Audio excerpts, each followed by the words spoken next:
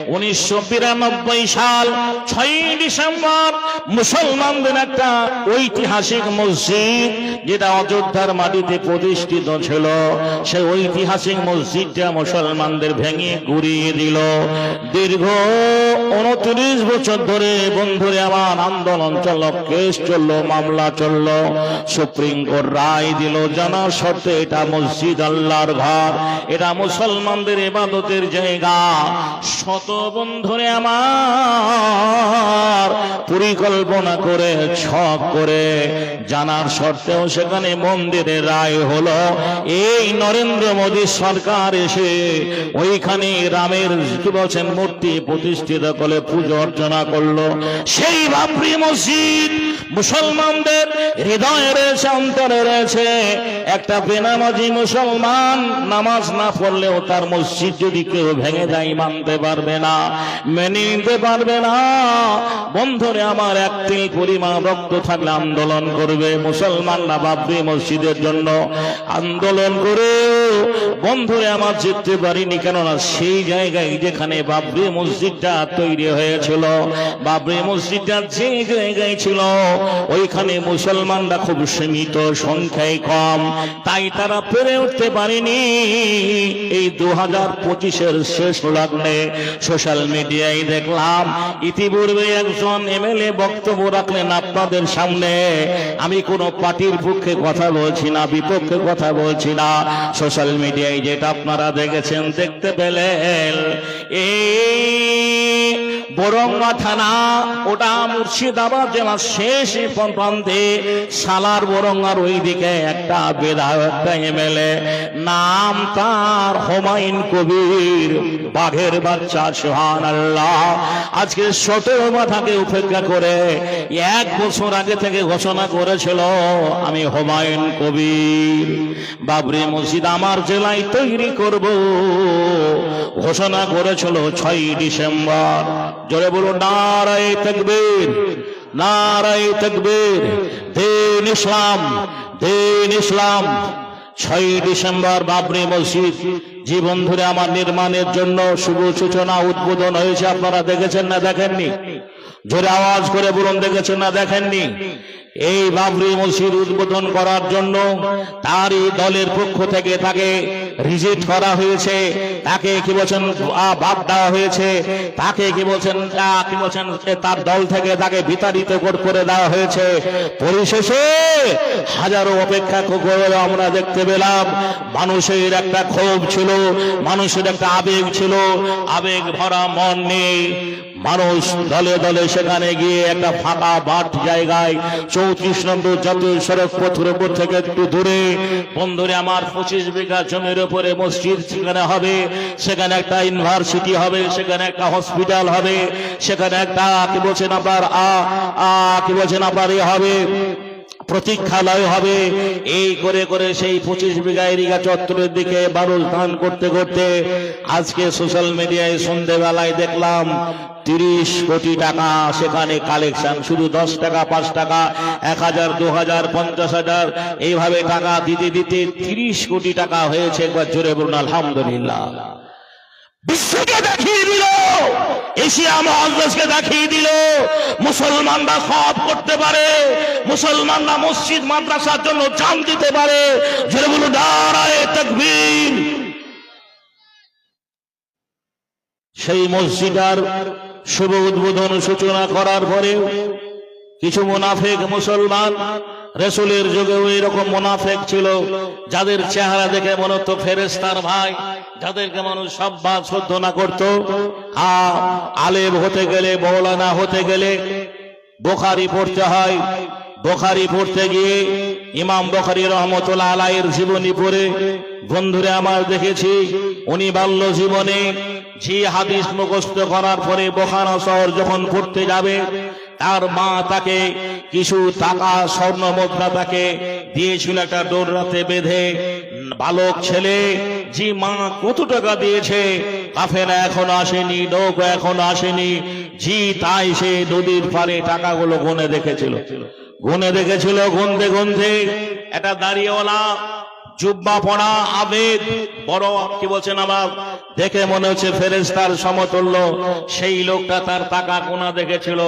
মাছ ধরিয়ে যখন কাফেলাটা গেল, কাফেলাটা যাওয়ার সময় সেই আবেদ মতো ওই লোকটা বলেছিল আমার টাকা চুরি হয়ে গেছে, আমার টাকা চুরি হয়ে গেছে। জাহাজের কমান্ডারের তরফ থেকে তল্লাশি করা হলো কে টাকা চুরি করেছে। সকালে সকলের যত রকমের এটা ওটা ছিল তাদের সব তন্ন তন্ন করে খোঁজা হলো, কারো কাছে টাকা পাওয়া গেল না। পরিশেষে বলল এই ছেলেটা নিয়েছে, এই ছেলেটাকে যাচাই করা হোক, এই ছেলেকে রিসার্চ করা, এই ছেলেটাকে করা হোক। তো ইমাম বুখারী রাহমাতুল্লাহ আলাইহি বন্ধু আমার 12 বছর বয়সে আল্লাহর উপরে ভরসা করে মায়ের দেওয়া টাকাটা যে সমুদ্রে ফেলে দিয়েছিল, আপনারা সবাই শুনেছেন। বহু আলেমদের কাছ থেকে জানেন বন্ধুরে আমার, ভাইয়ের আমার বক্তব্যের বিষয় হচ্ছে এটাই, আমি মুসলমান হিসাবে মসজিদ যেখানেই হোক মসজিদ আল্লাহর ঘর, মসজিদ যেখানেই হোক মসজিদ আল্লাহর ঘর, মাটির হলেও মসজিদ, দেওয়াল হলেও মসজিদ, ফাঁকা হলে মসজিদ, সেটা আল্লাহর ঘর। 1400 বছর আগে মহানবী মুহাম্মদুর রাসূলুল্লাহ সাল্লাল্লাহু আলাইহি ওয়াসাল্লাম বলেছেন মান বানা লিল্লাহি মসজিদান বানাল্লাহু লাহুল বাইতান ফিল জান্নাত। আল্লাহর নবী আলো বলেছেন দুনিয়াতে যতগুলো জায়গা আছে সব চাইতে উত্তম জায়গা আছে মসজিদ। একটা মুসলমান বেনামাজি হলেও আগামী দিনে হেদায়েতের মালিক আপনি নয়, হেদায়েতের মালিক আমি নই, হেদায়েতের মালিক আল্লাহ। একটা বেনামাজি মানুষকে হেদায়েত করেছেন, তিনি প্রতিশ্রুতি দিয়েছিলেন, ওয়াদা করেছিলেন একটা মসজিদ বানাবো। এখন মানুষ তার বিরুদ্ধে এরকম হাজারো মুসলমান সমালোচনা করছে, যে করছে না। কিন্তু একটা কথা জেনে রাখবেন, জি তাকে আল্লাহ হেদায়েত করেছেন, তার দ্বারা কার দ্বারা কোন কাজ হবে এ বিদ্যা আল্লাহ ভালোভাবে জানেন। তার দ্বারা কোন কাজ হবে এ বিদ্যা আল্লাহ ভালোভাবে জানেন। তার দ্বারা আল্লাহ সেই কাজ করিয়ে নেন। পশ্চিম বাংলার মাটিতে মুর্শিদাবাদ জায়গাটা হচ্ছে মুসলিম মেজরিটি এলাকা। এই জায়গায় মসজিদ করলে পরে আরএসএস এর বাচ্চারা আগামী দিনে মসজিদ ভেঙে ভাঙতে এলে পরে তাদের হাতকে ঘুরিয়ে দেওয়া হবে, তাদের চোখে তুলে নেওয়া হবে। এ ক্ষমতা বাংলার মুসলমানরা রাখে। যেটা বলো নারায়ে তাকবীর, নারায়ে তাকবীর। আগামী দিনে যেভাবে মানুষ সেই মসজিদকে লক্ষ্য রেখে দান করছে, যে ইতিহাসকে তারা মুছে দেওয়ার চেষ্টা করেছিল, বাংলার মুসলমানরা সেই ইতিহাসটাকে আবার ফিরিয়ে আনবে বাংলার মাটিতে। এটাই মুসলমানরা প্রমাণ করতে চেয়েছে। বন্ধুরে আমার, ভাইরা আমার, আমি সেই দিকে যাব না। ইসলামের সূচনা থেকে শুরু করে নিয়েই বাধা পড়েছে। 40 বছর বয়সে, আজ থেকে 1500 বছর পূর্বে বিশ্ব নবী মুহাম্মদুর রাসূলুল্লাহ সাল্লাল্লাহু আলাইহি ওয়াসাল্লামকে যখন এই ইসলামের দায়িত্ব দেওয়া হলো, নবীয়তি লাভ করার পরে আল্লাহর নবী মানুষকে বুঝিয়েছিলেন, ওগো মক্কাবাসী, তোমরা এক আল্লাহ নগত্য করো, আল্লাহ ছাড়া কোনো মাবুদ নেই। একবার বলো লা ইলাহা ইল্লাল্লাহু মুহাম্মাদুর রাসূলুল্লাহ। এই কথাটা মক্কার মুসলমানেরা মেনে নেয়নি। আল্লাহর নবীকে পাগল বলেছিল, ঠাট্টা করেছিল, বিদ্রুপ করেছিল, উপহাস করেছিল। অপরদিকে হাজারো বেদিন মুশরিক বিধর্মী ছেলেরা আল্লাহর নবীকে দেখে সেদিন তারা কালেমা পড়ে মুসলমান হয়েছিলেন। নবীকে দেখে যারা সেই সময় সেই কায়ে মুসলমান হয়েছিলেন, হাদিসের পাতায় তাদেরকে সাহাবী বলা হয়। আপনারা বহু আলেমের মুখ থেকে জলসা মাহফিলে সেই সাহাবীদের জীবন কাহিনী শুনেছেন, যারা ঈমান আনার জন্য, মুসলমান হওয়ার জন্য, কালেমা পড়ার জন্য তাদেরকে তাদেরই আপনজনরা তাড়িয়ে দিয়েছেন। মক্কার মাটি ছেড়ে সব কিছু পরিত্যাগ করে বুকে ঈমান নিয়ে তারা মদিনায় চলে গেছেন। আর মদিনার মানুষেরা সর্বহারা ভাইদের জায়গা দিয়েছেন। ভাই, তুমি আমার কালেমার ভাই, মুসলমান হয়েছ, ঈমান এনেছ, কালেমা পড়েছ, এই জায়গাটা তোমাকে দান করে দিলাম, এই জায়গাটাই বাড়ি ঘর বানাও, ওই খেজুরের বাগানটা তুমি আবাদ করো। ভাই গো, আমার বাড়ি চলো, আমার ঘরে দুটো বেবি আছে, যেটা তুমি পছন্দ করবে, যেটা তোমার ভালো লাগবে, আমি সেইটাকে তালাক দিয়ে দেব, আর সেইটাকে নিয়ে তুমি সংসার করবে। ও অন্তর্দ্বীপের মুসলমান ভাইরা, এটা বলা যত সহজ, শোনা যত আসান, বাস্তবে রূপ দেওয়া কত যে কঠিন, কত যে কষ্টকর। ভাইরা আমার, জীব বলতে সবাই পারে, কিন্তু না না, বাস্তবে রূপ দেওয়াটা কত যে কঠিন নমকার। একই মায়ের দুটো ভাই, বাপ কবর শুয়ে আছে, বাপের বর্তমানে জমি জায়গা সয় সম্পত্তি ভাগ করতে গিয়ে সামান্য 5 কাঠা জায়গা একটা ভাই যদি বেশি ব্যবহার করে, দখল করে, আবাদ করে, আমরা এমনই মানুষ, মানতে পারি না, মেনে নিতে পারি না। ইসলামকে জিন্দা করার জন্য, দ্বীনকে প্রতিষ্ঠিত করার জন্য আল্লাহর নবীর যুগে সেদিন মদিনার আনসারীরা বাপের পৈতৃক সম্পত্তি থেকে সর্বহারা ভাইদের সাহায্যের হাত বাড়িয়ে দিয়েছিলেন। নবীর যুগে সেই সময়ে, সেই কালে যারা মুসলমান হয়েছিলেন তাদেরকে সাহাবী বলা হয়। ও ভাইরা মা বোনেরা আমার, বহু সাহাবীর নাম আমরা শুনেছি, কিন্তু তাদেরকে চোখে দেখিনি। উমাইয়ার কৃতদাস হাবশী গোলাম হযরতে বেলাল, যার নাম মুসলমান হওয়ার জন্য, কালেমা পড়ার জন্য, ঈমান আনার জন্য মক্কার কাফেরেরা তার হাতে পায়ে দড়ি বেঁধে মরুভূমির মাঠে মাঠে টেনে টেনে নিয়ে বেরিয়েছেন। তবু এই বেলাল ইসলাম থেকে সরে যায়নি, ইসলাম থেকে সরে যায়নি। দেখো কেমন ঈমান এনেছে আমারও নবীর সাহাবারা, সে যুগের সাহাবারা। হযরত বেলাল এনেছে ঈমান কত কষ্ট করে, মরুভূমির গরম বালুতে তাজা রক্ত ঝরে। তবু বেলাল ছাড়েনি কালেমা, পড়ে লা ইলাহা ইল্লাল্লাহ। দেখো কেমন ঈমান এনেছে আমার নবীর সাহাবারা, সে যুগের সাহাবারা। আল্লাহ নবীর যুগে বেলাল ঈমান আনার জন্য, মুসলমান হওয়ার জন্য, কালেমা পড়ার জন্য মক্কার কাফেরেরা তার হাতে পায়ে দড়ি বেঁধে মরুভূমির মাঠে মাঠে টেনে টেনে নিয়ে বাড়িয়েছেন। তবু এই বেলাল ইসলাম থেকে সরে যায়নি। হযরত খাব্বাব এনেছে ঈমান কত কষ্ট করে, কাফেরেরা পাথর নিয়ে বুকে আঘাত করে, পিছন দিকে তাকালে পরে দেখা যায় বুকের সিনা। দেখো কেমন ঈমান এনেছে আমার নবীর সাহাবারা, সে যুগের সাহাবারা। ও অন্তর্দ্বীপের মুসলমান ভাইরা, তুমি ঈমান আনার জন্য মার খাওনি, ঈমান আনার জন্য তোমাকে কেউ বাধা দেয়নি, ঈমান আনার জন্য তোমাকে এত কষ্ট করতে হয়নি। সাহাবীরা কেমন কষ্ট করেছেন। হযরত হানজালা এনেছে ঈমান কত কষ্ট করে, প্রথম রাতে বিয়ের পরে ছিল বাসর ঘরে, যুদ্ধের দামামা উঠলো বেজে, হলো না গোসল করা। দেখো কেমন ঈমান এনেছে আমার নবীর সাহাবারা, সে যুগের সাহাবারা। হযরত আলী নবীর জামতা থাকেন কুফা শহরে, ফজরের নামাজ পড়ব বলে গেল আল্লাহর ঘরে।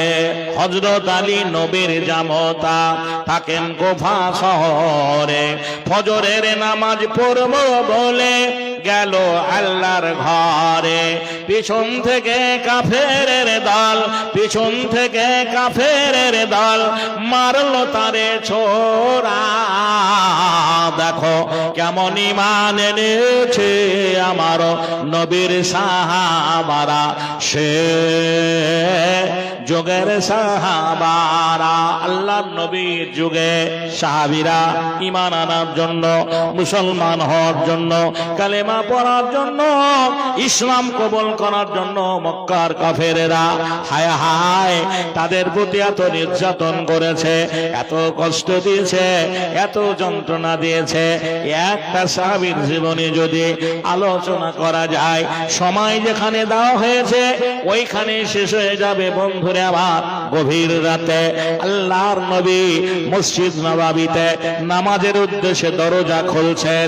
দরজা খুলতেই দেখে ঠায় একটা যুবক দাঁড়িয়ে রয়েছে, গায়ে জামা নেই, যে পরনের কাপড়টা জীর্ণ শীর্ণ। নবী বললেন, এ ছেলে কে তুমি ভাবে দাঁড়িয়ে রয়েছ? সাহাবীটি বলেন, নবী গো আমি আব্দুল্লাহ। আল্লাহর নবী বললেন, তুমি কোন আব্দুল্লাহ? সাহাবীটি বললেন, ও আল্লাহর নবী, একদিন আপনার বক্তব্য শোনার পরে আমি আমার মায়ের কাছে গিয়ে বললাম, মা আমি মুসলমান হয়ে যাব। আমার মা আমাকে চাচার বাড়িতে নিয়ে গেল, আমি ইয়াতীম, বাপ আমার বেঁচে নেই। আমার চাচা ধনী মানুষ, আমার মা আমার চাচার কাছে গিয়ে বলল, তোমাদের এই ছেলেটা মুসলমান হয়ে যাবে। নবী গো আমার চাচা ইসলামের শত্রু, আবু জাহালের দলের লোক। আমার চাচা আমাকে নিষ্ঠুর ভাষায় বলল, কান করে শোনে নে, এই জমি জায়গা বাড়ি ঘর সব তোকে পরিত্যাগ করতে হবে। তুই যদি মুসলমান হয়ে যাস কোনো কিছুই তোকে দেওয়া হবে না। চাচা গো সব যদি কেড়ে নাও তাও ভালো, তবু আমি ঈমান হারা হব না। সত্যই দেখলো ছেলেটা মুসলমান হয়ে যাবে। ও আল্লাহর নবী, আমার চাচা নিষ্ঠুর ভাষায় বলেছিল, গায়ের জামাটা মুসলমানরা দেয়নি, পরনের কাপড়টা মুসলমানরা দেয়নি। আজ যদি তুই মুসলমান হয়ে যাস, মুহাম্মদের দিন কবুল করিস, এই জামা কাপড় তোকে খুলে দিতে হবে। ওরে অন্তর্দ্বীপের যুবক ছেলেরা শুনে নাও, ইসলাম বল যে ও যুবকেরা শুনে নাও, ঈমান কার নাম? ইসলামের মহব্বত, ভালোবাসা। চাচার বাধাকে অপেক্ষা করে তাদের দেওয়া যে জামা কাপড় সব খুলে দিয়ে বস্ত্রহীন হয়ে গেল, উলঙ্গ হয়ে গেল। ও আল্লাহর নবী, আমি দৌড়ে মায়ের কাছে গেলাম, মা মা মা বলে ডাক দিলাম। আমার মা উলঙ্গ অবস্থায় দেখে, ইয়া রাসূলুল্লাহ, আমাকে দুটো কাপড়ের টুকরো দিল, কম্বল ছেঁড়া দিল। এই কম্বল ছেঁড়া একটা গায়ে আর একটা মাজায় বের দিতে গিয়ে ইজ্জতটা না থাকার ফলে ঠাই আমি আপনার অপেক্ষায় দাঁড়িয়ে রয়েছি। বিশ্ব নবী ও অন্তর্দ্বীপের মুসলমান ভাইরা শুনে নিন, আল্লাহর নবী ব্যবহৃত দোকানে কাপড় তাকে দিয়ে বললেন, ওরে আমার আব্দুল্লাহ সাহাবী রে, এই কাপড় দুটো পরিধান করো। 1450 বছর আগে বেদিনের ছেলে উজ্জা ইসলামের মহব্বতে, দিনের মহব্বতে, কালেমার মহব্বতে, কোরআনের মহব্বতে তার পূর্বের সমস্ত কিছু পরিত্যাগ করে নবীর কাছে কালেমা পড়ে মুসলমান হয়েছিলেন। এই সাহাবীর ইতিহাস আমরা জানি। বন্ধুরে আমার, যার কি বলছেন ব্যবহারিক জীবনে এত সম্ভ্রান্ত পরিবারের সন্তান, এ বেলায় যে জামাটা ব্যবহার করেছেন, অপর বেলায় সেই জামাটা গায়ে দেয়নি। ও মা খালার আমার, ইসলাম কবুল করার জন্য, মুসলমান হওয়ার জন্য, ঈমান আনার জন্য সুবহানাল্লাহ জীবনে সমস্ত কিছু সব পরিত্যাগ করে কালেমা পড়ে মুসলমান হয়েছিলেন। শুরু হলো দিনই কাজে আঞ্জাম।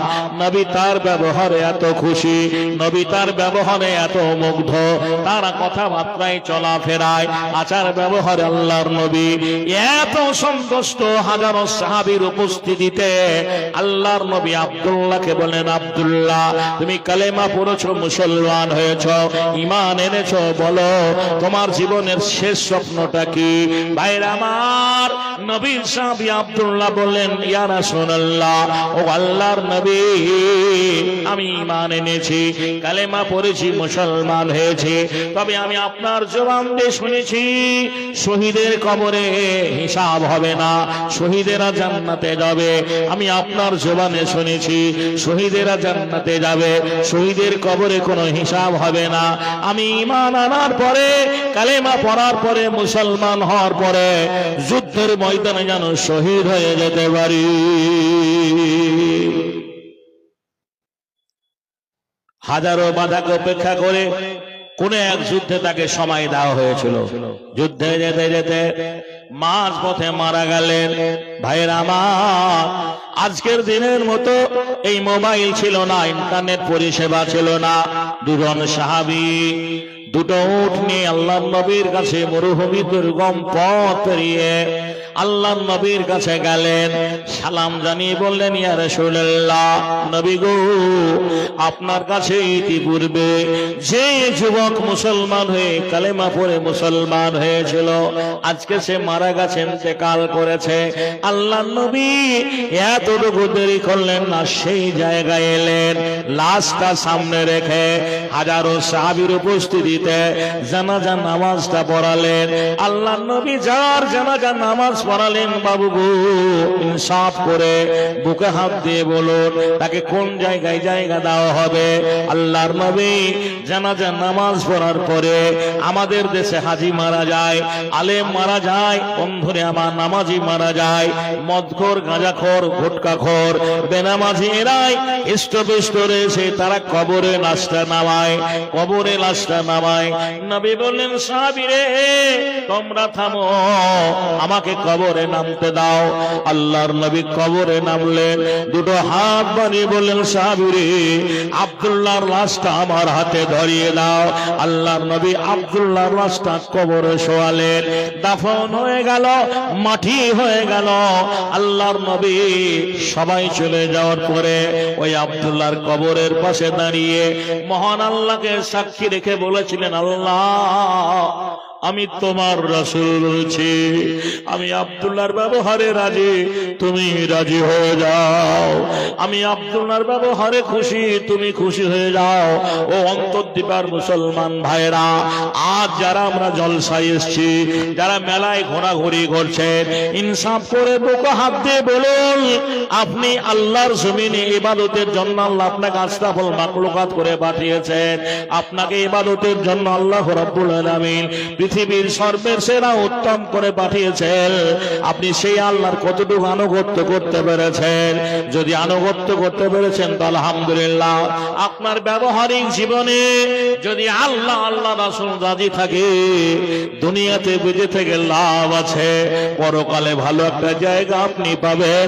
শরীয়তের ভাষায় যেটাকে জান্নাত বলা হয়েছে। আমি ওই দিকে যাব না, তবে আমার জোরহাত করে যারা দাঁড়িয়ে আছেন, রাস্তায় চলাফেরা করছেন, ভাইদের বলবো আমাকে আধ ঘন্টা একটু সময় যদি দেন ভাই, একটু আপনারা বসুন, চলে যাবেন না। জীবনে বেঁচে থাকলে এমন মেলা খেলা, দোকান লেরা পা, অনেক কিছুই দেখতে পাবেন। এটা ধর্মীয় সভা, আপনাদের আচার ব্যবহারে মহান আল্লাহ বন্ধুরে আমার জানি না রাজি হবে কিনা, খুশি হবে কিনা, তবে শয়তানও খুশি হবে না। শয়তানের চাইতে আপনাদের ব্যবহারিক জীবনটা এত নোংরা, এত বাজে। এটা ধর্মসভা, মাদ্রাসার বাৎসরিক জলসা, সুবহানাল্লাহ। আর আপনারা সুবহানাল্লাহ এত মেলা খেলায় এত ভিড় ভাট্টা জমিয়ে ঘোরাঘুরি করছেন, মহান আল্লাহর দরবারে কি বলে যে কৈফিয়ত দেবেন ভেবেই পাচ্ছি না। ভাষাই বলা যায় ভাষা নেই, কোন ভাষায় আপনাদের বলবো ভাইরা আমার, জোরাত করে পায়ে ধরে বলবো ও যুবক নওজোয়ান ভাইরা, আমি হিন্দুর ছেলে সুবহানাল্লাহ, একদিন ইসলামকে ভালোবেসে দ্বীনকে ভালোবেসে কালেমা পড়ে মুসলমান হয়েছি। এই ঈমান আনার জন্য, মুসলমান হওয়ার জন্য আমি ব্যক্তি জীবনে কত ঝড় আমার উপরে চলেছে। এই বয়সে আমি জেল খাটা মানুষ, সারা পশ্চিম বাংলার কাফিয়ে বাঘা বাঘা বক্তার সঙ্গে বক্তব্য রেখেছি। পশ্চিম বাংলার এমন একটা বক্তা নেই যারা আমাকে চেনে না জানে না। বক্তা সম্রাট গোলাম আহমেদ মুর্তজা, যখন তাকে মানুষ ছাড়া কেউ চিনত না, সেই মানুষটার সঙ্গে আমি বক্তৃতা রেখেছি। বন্ধুরে আমার, ভাইয়ের আমার, আপনাদের এই মনিরামপুরের একটা বক্তা, এই এলাকায় জলসা হলে ও না হলে জলসা হতো না। বক্তাটার নাম সাইফুদ্দিন মৌলানা সাইফুদ্দিন। বন্ধুরে আমার, প্রতিবন্ধী মানুষ, হ্যান্ডিক্যাপ মানুষ, এলাকায় এমন একটা জলসা নেই যেখানে সাইফুদ্দিন ছাড়া জলসা হতো না। সেই মানুষটার সঙ্গে আমি বক্তব্য রেখেছি। আমার আব্বা বসে রয়েছেন ডাক্তার কোরবান আলী, বাঘা বক্তা সেই যুগে। বন্ধুরে আমার, 92-93 সালের কথা বলছি। বন্ধুরে আমার, সেই সমস্ত বক্তা যারা আজ নেই, কবরে মিসমাত হয়ে গেছে, আমি তাদের সঙ্গে বক্তব্য রেখেছি। ঘটনা হচ্ছে, এখন এই বহু বক্তাকে চিনি জানি। অনেক বক্তা আল্লাহকে ভয় করে দুনিয়া করেছে, অনেক বক্তা টাকা রোজগার করে দুনিয়া থেকে চলে গেছে। কেননা আমি জানা মতে কারো বিরোধিতা করছি না। জানার নাম ইমান নাই, বলার নাম ইমান নয়, আমলের নাম ইমান। আমলের নাম ইমান। আপনারা যাদেরকে বড় মুহাদ্দিসিন ভাবেন, যাদেরকে বড় বক্তা ভাবেন, বড় আলেম ভাবেন, আমি তাদের রিপোর্ট জানি, একটা বেশিরভাগই বক্তারা নামাজের তকলটা করে না। আমি মসজিদে শুয়ে আছি, প্রধান বক্তা কমিটি প্রধানের বাড়িতে শুয়ে আছে। আমাকে ইমাম সাহেব বলেন, ভাই আমি জালসা নিয়ে ব্যস্ত থাকবো, আপনি একটু নামাজটা পড়িয়ে দিন। আসরের নামাজটা আমি পড়ালাম, মাগরিবের নামাজটা আমি পড়ালাম, এশার নামাজটা আমি পড়ালাম। কমিটির ছেলেদের জিজ্ঞাসা করলাম, ভাই প্রধান বক্তা আসেনি? বলে উনি দুপুরে এসছেন, 4 চাকা গাড়িতে এসছেন, আরাম করছে, সেক্রেটারি সাহেবের বাড়িতে আছে। আমি বললাম, কেমন বক্তা তোমরা নিয়ে এসছো, যেখানে আসরের নামাজ হলো, মাগরিবের নামাজ হলো, এশা হলো, আর মসজিদের কাছেই সেক্রেটারির বাড়ি নামাজ পড়তে এলো না? তোমাদের প্রথম প্রশ্ন হবে ওই বক্তার কাছে যে নামাজটা কোথায় পড়েছেন, যে কোথায় পড়েছেন। উনি নাস্তা দেওয়ার সময় বলছেন, আমি মুসাফির অবস্থায় আছি, এজন্য মসজিদে আসতে পারি। আমি বক্তৃতার প্রারম্ভে একটা সাহাবীর ঘটনা বললাম যে আল্লাহ রাসূলের কাছে একজন অন্ধ মানুষ, উম্মে মাকতুম, প্রতিবন্ধী, 2 চোখে দেখতে পায় না, আল্লাহ রাসূলের কাছে এসে সালাম দিয়ে বললেন, ইয়া রাসূলুল্লাহ, আমি আযান শুনতে পাই, কিন্তু আমার বাড়ি থেকে মসজিদটা একটু দূরে, তা আমার বাড়িতে নামাজ হবে কি হবে না? রাসূল বললেন, তুমি কি আযান শুনতে পাও? প্রতিবন্ধী বলেন, ইয়া রাসূলুল্লাহ, আমি চোখে দেখতে পাই না, কান আমার ভালো আছে, আমি আযান শুনতে পাই। 3 বার জিজ্ঞাসা করার পর আল্লাহর নবী বললেন, তোমার বাড়ি থেকে মসজিদটা যতই দূরত্ব হোক না কেন, একটা রশি বেঁধে দেবে, দড়ি বেঁধে দেবে, ওযু করে আযানের পরে দড়ি ধরে ধরে মসজিদে চলে যাবে। যখন নামাজ হয়ে যাবে, কোন লোকের সাহায্য নিতে হবে না, আবার তুমি দড়ি ধরে মসজিদে বাড়ি চলে আসবে। এখান থেকে বোঝা গেল, জানা গেল, একটা অন্ধ মানুষকে নামাজের তাগিদ দেওয়া হয়েছে, একটা অন্ধ মানুষকে মসজিদে যেতে বলা হয়েছে। তুমি কেমন মহারথী বক্তা, 18,000 টাকা 1 মাস আগে অ্যাকাউন্টে ভরে নাও, আর বাড়ির কাছে মসজিদে জালসা করতে এসেছো, তুমি কি বলছে নামাজ পড়ো না? বন্ধুরে আমার, ভাইরা আমার, এইরকম বক্তাদের মানুষ জনপ্রিয়তা বেশি, এইরকম বক্তাদের মানুষ বেশি পছন্দ করে। কেন করে জানেন? মানে বক্তা ওই রকম, যারা নিয়ে আসে কর্তৃপক্ষ তারও বেনা হয় নাকি বলছেন? যে যেমন তার কুটুম তেমন বলে না, যে যেমন তার কুটুম তেমন। এবছরের একটা বাৎসরিক জলসায় কমিটিকে বললাম, ভাই প্রধান বক্তাকে একটু বলবেন আমার বাড়িতে একটু বিপদ আছে, ফোন করেছিল, তা আমাকে যদি একটু রিসিভ করে নিয়ে যায়, মোরগ্রাম থেকে আমার বাড়িটা নিকটে, আমি পৌঁছে যাব। ওনারা আমাকে বক্তার গাড়িতে চাপিয়ে দিলেন, বলেন মৌলানা ওনাকে একটু নিয়ে যাবেন।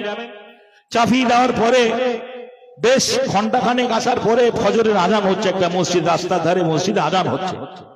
আমি বললাম মৌলানা আওয়ালক্তে জামাতের সহিত নয়, আমরা আওয়ালক্তে আজান যখন হলো চলুন আমরা আওয়ালক্তে ফজরের নামাজটা আদায় করে নিয়ে চলে যাব। তো উনি আমাকে দ্বিতীয় কথা বললেন না, একেবারে মসজিদের দরজার সামনেই ড্রাইভারকে গাড়িটা থামাতে বললেন। গাড়িটা থামিয়ে দেওয়া হলো, গেটটা খুলে বলছেন আপনি নামাজটা পড়ে আসেন। গেটটা খুলে বলো আপনি নামাজটা পড়ে আসেন। উনি গাড়ি নিয়ে চলে গেলেন। আমি সমাজের কাছে জানতে চাই, কমের কাছে জানতে চাই, মিল্লাতের কাছে জানতে চাই, ওই সমস্ত বক্তাদের কাছে ওয়াজ শুনে আপনাদের হেদায়েত হবে, হেদায়েত হবে, ঈমান পাকা হবে, মজবুত হবে। বন্ধুরে আমার, ভাইয়েরা আমার, বলতে যাচ্ছিলাম যে আজ বড় কষ্ট হয়, দুঃখ লাগে, যাদেরকে আমরা বড় মুহাদ্দিসিন ভাবি, বক্তা ভাবি। আল্লাহ রাব্বুল আলামিন কোরআনে বলেছেন, ইয়া আইয়ুহাল্লাযীনা আমানু লিমা তাকুলুনা মা লা তাফালুন, তুমি যা নিজে করো না অপরকে বলিও না। এরা যে মদের বিরুদ্ধে কথা বলে, সুদের বিরুদ্ধে কথা বলে, আর কি বলছে পণের বিরুদ্ধে কথা বলে, অথচ আল্লাহ রাসূল যে আপনার নেশা প্রসঙ্গে বলেছেন, মা আসকারা কাসিরুহু ফা কালিলু হারামুন কুল্লু মুসকিরিন খামরু কুল্লু মুসকিরিন হারামুন, যা তেল পরিমাণ খেলে পরে নেশা হারাম হারাম হারাম। অথচ সে আলেমরা যে গোপাল জর্দা ছাড়া পান খায় না, যে গুটকা দরজা খইনি অমুক অমুক এটা সেটা, যে বন্ধুরে আমার, ভাইরা আমার, অথচ আমরা বলি তারাই ভালো। আমি ওই দিকে যাব না, মা বোনদের জায়গা হচ্ছে না। মা খালার আমার, আপনাদের বলি একটু সেটে সেটে বসুন। আপনি মনে করুন যে আমি যেমনি জায়গা পেয়েছি, তো আমার একটা বোন, আমার একটা মা, আমার একটা ভাবি দাঁড়িয়ে আছে, তাকেও জায়গা দিতে হবে। ভাইরা আপনাদের কাছে জোরাত করে বলবো, আপনারা আসুন। আমি অযোগ্য মানুষ, দুটো কথা আপনাদের কাছে বলে চলে যাব। একটা কথা জেনে রাখবেন, আমি একটা অমুসলমানের ছেলে, আমার মা আজও হিন্দু ধর্মের আছে। আমি বাবার একটাই ছেলে, আমার বাবা আজও বেঁচে আছেন।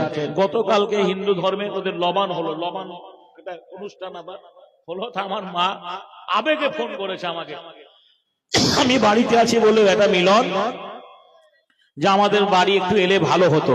আমি মাকে বললাম, মা কেন, বাবা অসুস্থ নাকি?